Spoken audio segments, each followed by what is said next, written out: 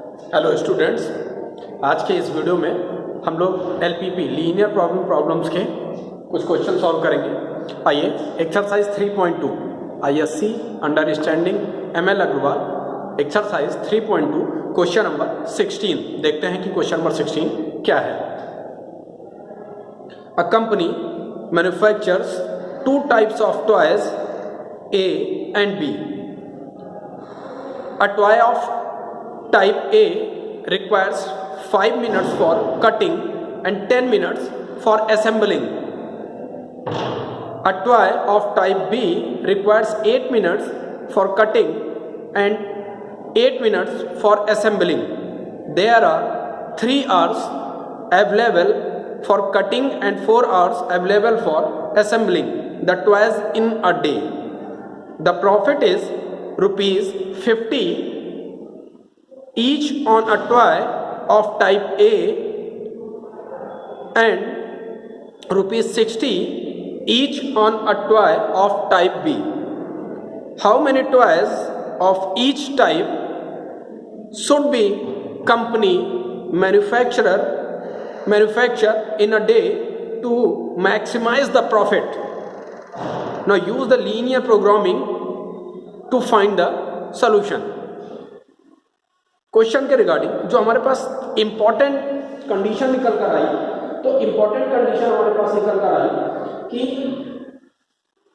Late number of toys A and B produce are X and Y respectively.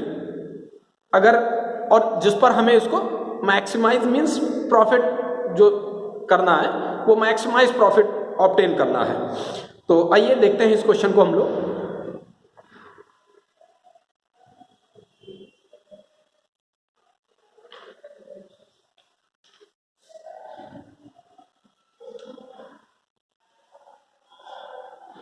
Let the number of toys A and B produced X and Y respectively.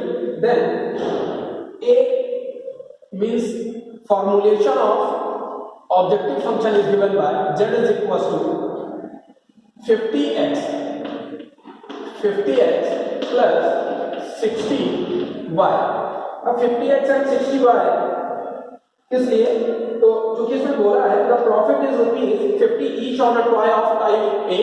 Type A के लिए जो profit था वो 50 rupees था और type B के लिए जो टॉयज का प्रॉफिट था वो 60 रुपीज था। तो इसको हम लोग बोलेंगे ऑब्जेक्टिव फंक्शन। इस ऑब्जेक्टिव फंक्शन पर हमें इसको मैक्सिमम प्रॉफिट फाइंड करना है, इसलिए this is known as objective function. अब हमारे पास क्वेश्चन के रिगार्डिंग जो अगली कंडीशन है,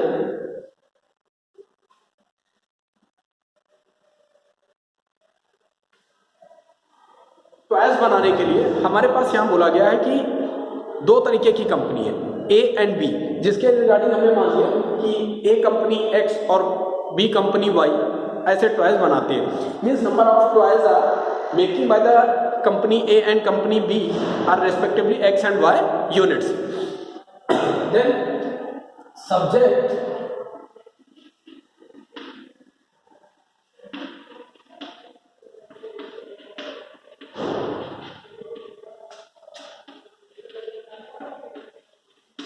subject to constants। Subject to constants की अगर हम बात करें तो हमारे पास दो तरीके की बात की गई थी, एक कटिंग की प्लस दूसरी असेंबलिंग की। तो कटिंग के रिगार्डिंग अगर बात की जाए तो कंपनी ए जो थी वो 5 मिनट कटिंग करती थी और कंपनी बी 8 मिनट कटिंग करती थी और टोटल जो टाइम लगता था वो 3 आवर्स लगता था। तो अब यहाँ पर कुछ मिनट में है कुछ आवर्स में, तो हम चेंज कर देते हैं। मीन्स कंपनी ए के रिगार्डिंग बात करें तो वो 5 मिनट मीन्स 5x और बी के लिए कटिंग का जो था वो था 8y is less and equals to 3 hours. तो हमें पता है 1 hour is equals to 60 minute, then 3 hours is equals to 60 into 3, then we get 180 minutes। इस तरीके से हमको कंपनी ए के लिए 5 मिनट्स का कटिंग का था और कंपनी बी के लिए 8 मिनट्स कटिंग का था, तो हमने बना लिया 5x plus 8y is less and equal to 3r को जब हमने मिनट में कन्वर्ट किया तो 180 मिनट्स मिल गए।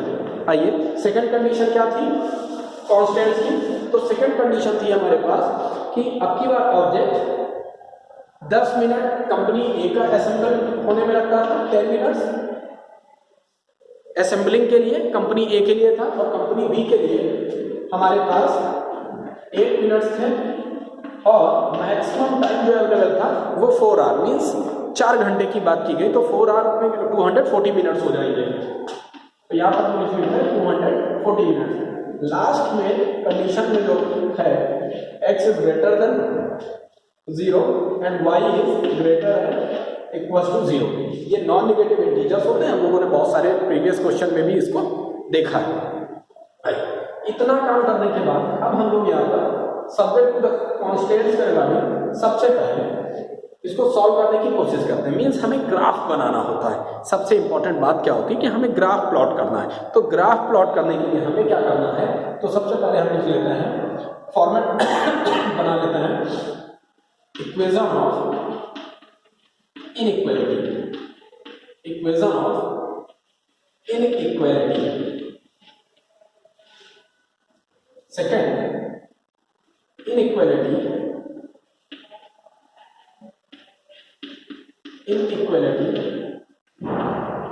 converts to equality।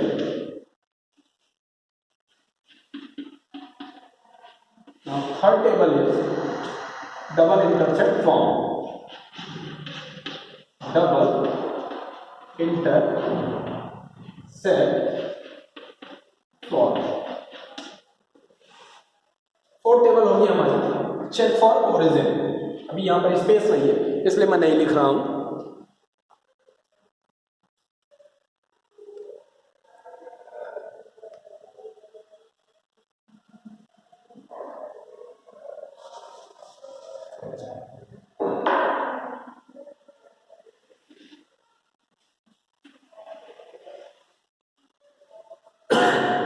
Equation of inequality की बात की जाए तो जो भी इक्वेशन थी हम लिख लेते हैं 5x plus 8y is less and equal to 180, और इनइक्वालिटी की इक्वेशन को जब हम इक्वालिटी में कन्वर्ट करते हैं तो सिर्फ और सिर्फ केवल इक्वल का साइन आता है, means 5x plus 8y is equal to 180 minutes. Double intercept की बात करते हैं, डबल इंटरसेप्ट फॉर्म में हम कांस्टेंट टर्म से होल इक्वेशन को डिवाइड करते हैं, means 5x plus 8y is equal to 180, तो कांस्टेंट टर्म से डिवाइड करेंगे तो हमारे पास 5x upon 180 plus 8y upon 180 upon 180, whole equation को हमने कांस्टेंट टर्म से डिवाइड कर दिया। ऐसा करने पर हमारे पास x अपॉन में हमको मिल जाएगा 36 प्लस y 180 को जब हम लोग 8 से डिवाइड करेंगे तो हमारे पास आएगा 22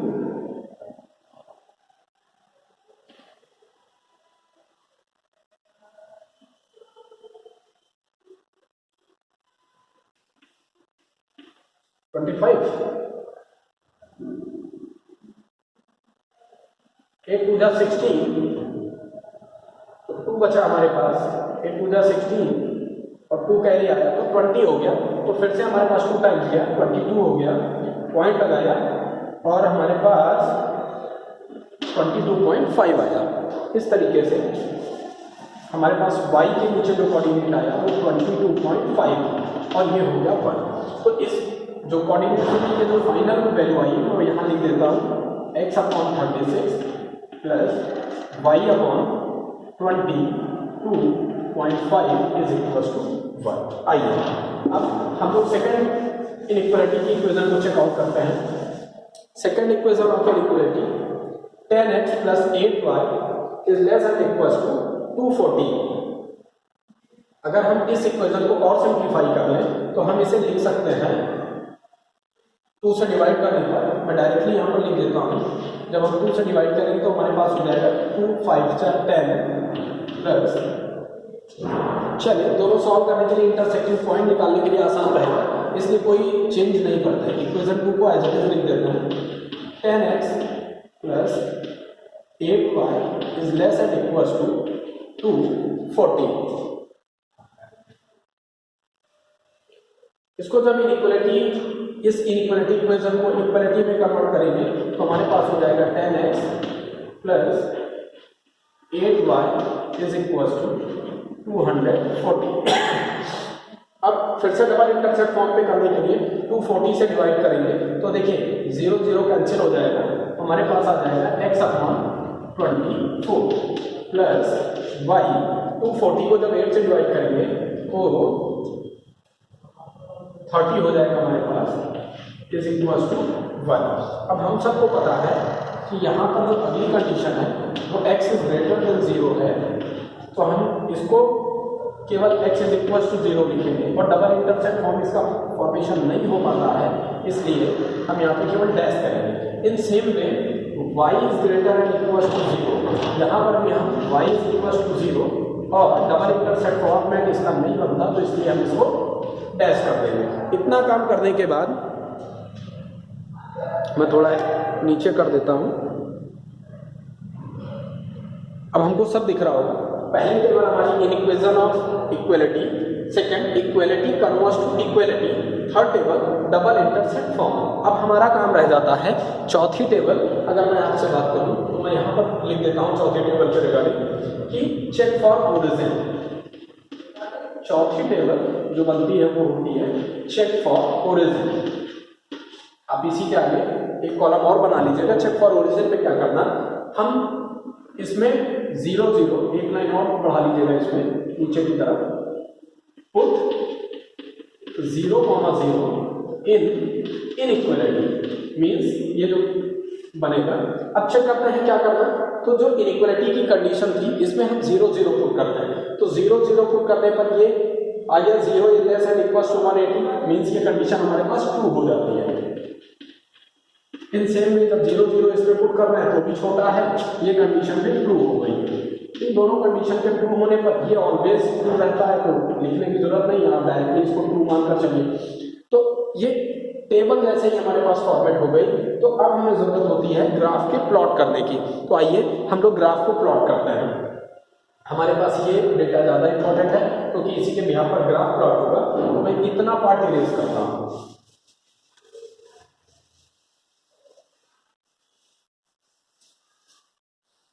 ग्राफ प्लॉट करने के लिए हम यहां पर ले लेते हैं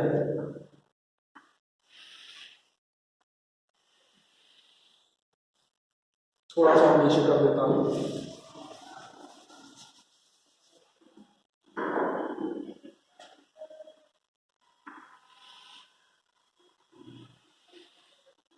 ये x एक्सेस हो गया और ये y एक्सेस। x के रिगार्डिंग अगर हम देखें तो हमारे पास डबल इंटरसेक्ट फॉर्म की मदद से देखिए डायरेक्टली पॉइंट्स मिल गया। x अपॉन 36 मीन्स हमारे पास कोऑर्डिनेट हो गया 36,0। तो हमने मान लिया इसको स्केल से मेजर करने की जरूरत नहीं होती है, इसके कोऑर्डिनेट हो गए 36,0। ये पॉइंट हमने मान लिया और इस पॉइंट की नेमिंग अगर कर रहे हैं तो ये पॉइंट हो गया A।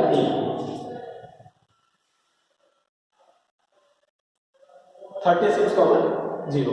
अब y पे हमारे पास 22.5, तो हमने मान लिया y पे 22 y के कोऑर्डिनेट है, इसलिए इसे हम लिखेंगे 0,22.5 और इस पॉइंट की नेमिंग कर दी हम लोगों ने B से, और इसको ला करके अब ज्वाइन करा देते हैं। मीन्स हमें ए बी, और लिखने के लिए लिखना है तो हम इस इक्वेशन की नेमिंग कर सकते हैं कि ये इक्वेशन जो है हमारे पास, इसकी इक्वेशन जो थी हमारे पास डायरेक्टली आप इसको ले लीजिए, this is 5x plus 8y is equal to 180। ये इस इक्वेशन की मदद से हमने इस लाइन को ग्राफिकली ड्रॉ किया है। आइए सेकंड इक्वेशन देखते हैं, x upon 24 y upon 30। It means x पे 24,0, तो हमने मान लिया 24 x पे यहाँ नहीं आया, 24,0 और इस पॉइंट को हम लोगों ने बोल दिया this is point C। y पे 30, तो y पे 30 हम लोगों ने प्लॉट किया तो यहाँ आ गया और इसके कोऑर्डिनेट है 0,30। 30, इस पॉइंट की नेमिंग कर दें डी पॉइंट से, और इस लाइन को मीट करा दिया। तो ये हम लोगों को मिल गया डी पॉइंट, बी पॉइंट, और इस पॉइंट की नेमिंग कर दी ओ से। अब ये चूंकि x इज ग्रेटर है 0 and y is greater and equals to 0, non negative integers हैं, फर्स्ट क्वाड्रेंट में लाई करेंगे, तो इसलिए इसका पता चल गया कि अब हमको नेगेटिव में नहीं जाना है। आइए अब देखते हैं जरा कि इतना जो करने के बाद में जो कंडीशन ट्रू आई थी, ये जो कंडीशन ट्रू निकली है टेबल में, मीन्स ये जो लाइन थी, फर्स्ट लाइन की जो इक्वेशन है, इस पे ओरिजिन के पॉइंट्स ट्रू जा रहा है। मीन्स इसका मतलब हो गया कि जो पहली लाइन थी, ये जो फर्स्ट इक्वेशन ऑफ लाइन है, इस लाइन को अगर हम चेकआउट करें तो ये कंडीशन ट्रू थी फॉर ओरिजिन की, मीन्स ओरिजिन के पॉइंट्स को सेटिस्फाई करता है, इसलिए हम इसके नीचे के एरिया को बाउंडेड करेंगे। जैसे हमने नीचे के एरिया को बाउंडेड किया, हमने देखा कि यहाँ पर ये जो सेकेंड लाइन ऑफ इक्वेशन है, ये इससे पहले से कट कर दे रही है। मीन्स जब इस लाइन को ले रहे थे तो ये एरिया इससे बाउंडेड नहीं है, मीन्स इसने इसको यहीं पर कट कर दिया, तो अब ये एरिया इंक्लूडेड नहीं करेंगे। मैं इनको डॉट डॉट कर देता हूँ ताकि आप समझ जाइए, इसको इंक्लूडेड नहीं करना। अब देखिए बात करते हैं सेकंड इक्वेशन को, जिसके कोऑर्डिनेट x/24 y/30, मीन्स ये जो दूसरी लाइन थी, इस लाइन के रिगार्डिंग अगर हम देखें तो इस लाइन में हमें कंडीशन ट्रू मिली है, मीन्स 0 0 पुट करने पर कंडीशन ट्रू आई है, इसलिए ट्रू कंडीशन की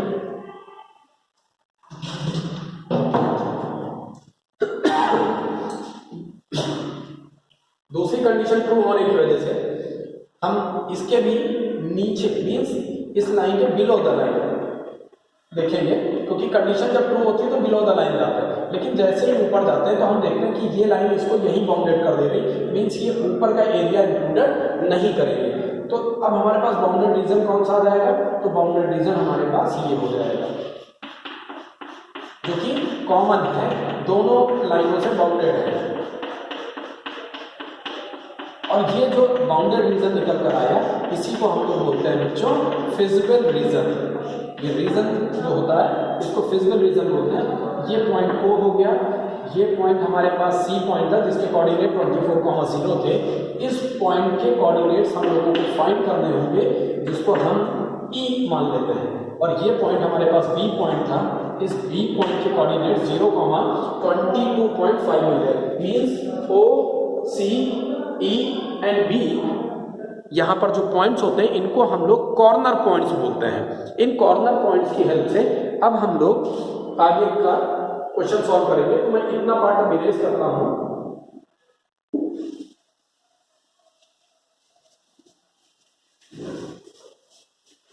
अब क्वेश्चन में बहुत सीधा सा सिंपल सा होता है कि हम एक और टेबल बनाते हैं जिसमें हम लिखते हैं कॉर्नर पॉइंट्स। थोड़ा इधर की तरफ कर देता हूं, सेंटर में दिखेगा आपको। कॉर्नर पॉइंट्स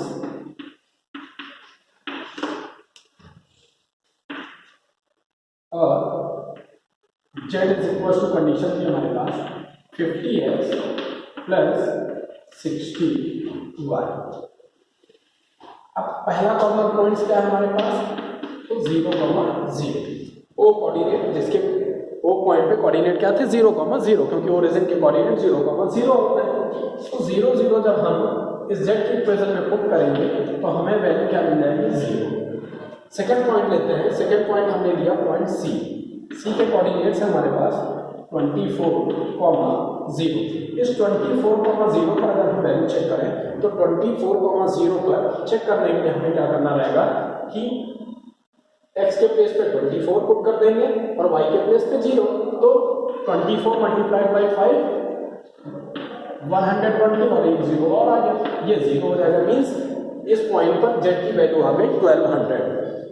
अगला पॉइंट लेते हैं B पॉइंट। चलिए इसको थोड़ा इरेज कर देता हूँ। B पॉइंट्स की अगर हम बात करें तो B के कोऑर्डिनेट्स हैं हमारे पास 0,22.5। इस पर z की वैल्यू को चेक करें तो देखिए x तो 0 हो जाएगा, लेकिन 6 का जब मल्टीप्लाई करेंगे तो 22.5 मल्टीप्लाइड बाई 60, तो हमें क्या मिलने वाला है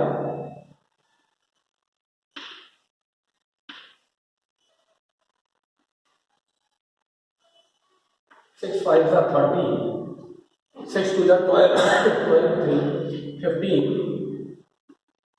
1350 और पॉइंट की वजह से घट गया मीन्स 1350 वैल्यू हो गई।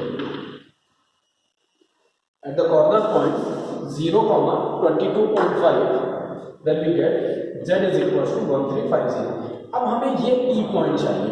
ई पॉइंट कैसे निकलेगा, तो हमें दोनों इक्वेशन ऑफ लाइन को सॉल्व कर लेना है। मीन्स जो इक्वेशन ऑफ लाइन हमने बनाई थी उनको सॉल्व करके इंटरसेक्टिंग पॉइंट निकाल लेना है। आइए देखते हैं कैसे सॉल्व करेंगे। मैं वो भी सॉल्व कर देता हूँ। अब इस पार्ट को मैं इरेज कर देता हूँ, यहाँ पर कोई रिक्वायरमेंट नहीं है इसकी, क्योंकि बाउंडेड रीजन तो निकाल ही चुके हैं हम लोग। तो पहली इक्वेशन हमारे पास थी 5x plus 8y is equal to 180 और सेकेंड इक्वेशन थी हमारे पास 10x plus 8y is equal to 240। अगर हम तो सब्ट्रैक्ट कर दें तो देखिए ये कैंसिल हो जाएगा। माइनस का 5x is equal to minus में 0 6 60 हो जाएगा, minus minus cancel, it means x is equal to 12 आ जाएगा। जैसे ही हमें x इज इक्वल टू 12 मिलेगा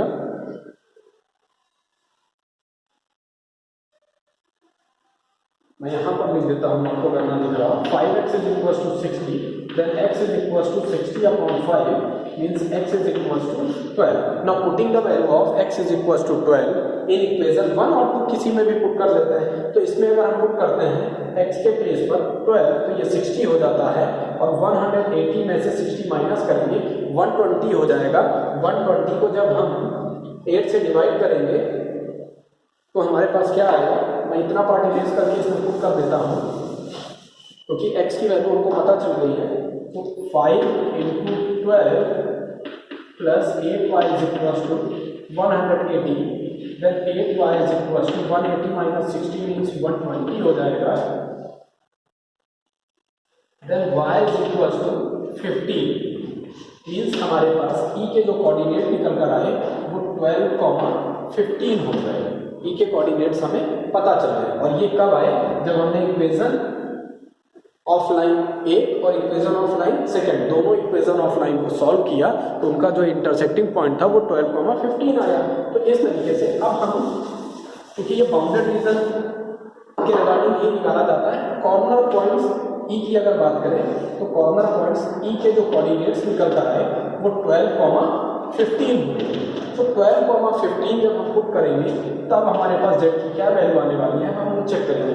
तो देखिए 12 5 60 मीन्स यहाँ पर हमारे पास हो गया 600 प्लस 60 यानी 15 6 90, ये हो जाएगा 900 और दोनों को ऐड करेंगे तो 1500 हमारे पास वैल्यू आ गई 1500।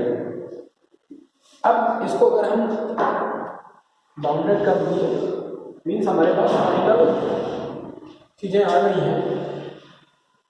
यहाँ अगर नहीं दिखता तो मैं इसको भी थोड़ा ऐसे करके लिख देता हूँ।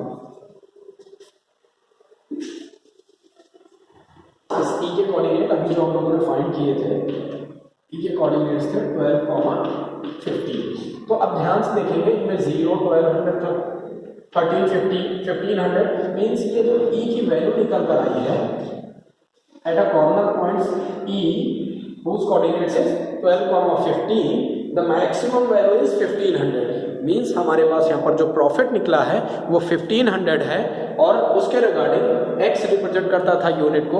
मीन्स ए कंपनी ने जो टॉय बनाए हैं वो 12 है और बी कंपनी ने जो टॉयज बनाए हैं वो 15 है और इनका जो मैक्सिमम प्रॉफिट निकल कर आता है वो ₹1500 होता है। Now thank you class.